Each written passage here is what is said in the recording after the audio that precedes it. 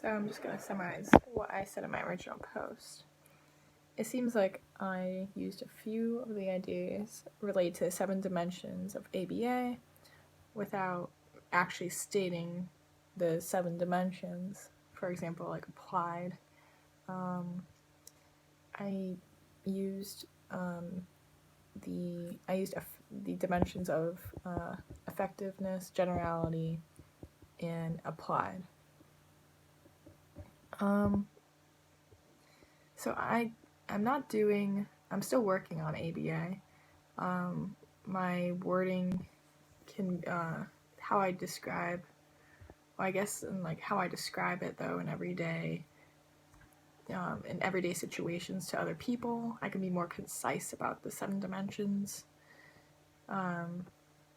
So, for example,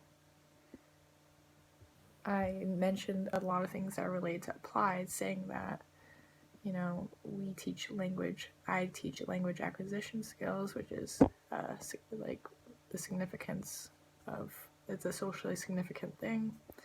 I also wrote that I collect and track data, which is part of being effective. And I also talked about doing natural environment teaching and doing maintenance, which is related to generality. So those are some ways. Like, I didn't outright say I was doing this outright talking about the 7 dimensions, but I mentioned it in an indirect way.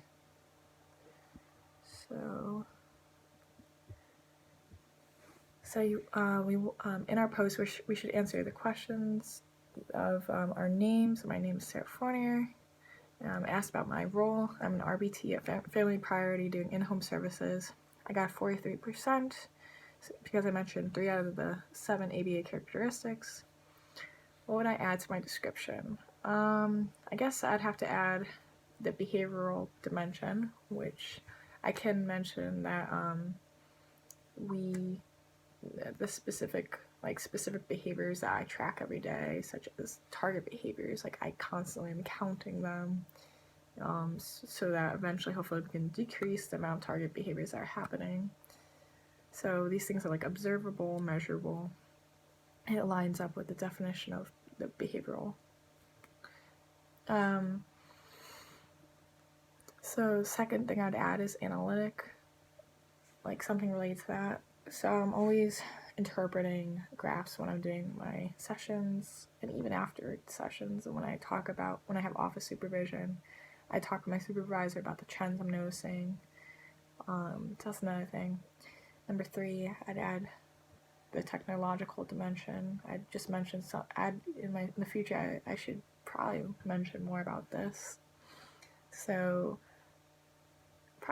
this involves doing more like parent training, specifically like talking to the parents more, and just what specific behaviors are look like, and us really coaching them to look out for it, and also specifically what interventions to implement and how to implement them. I can admit that I can do a better job at this in my everyday sessions, so this is probably why I didn't really mention it too much. It's an area for growth. So 4th thing I'd probably mention is being conceptually systematic, because everything we do and what I do is not just based on what my BCBA tells me. It's based on our discipline of ABA. That is the most important thing at the end of the day. We always have to be conceptually systematic. So, what should I take away from this reflection? I guess just recognizing that there's area for growth for me.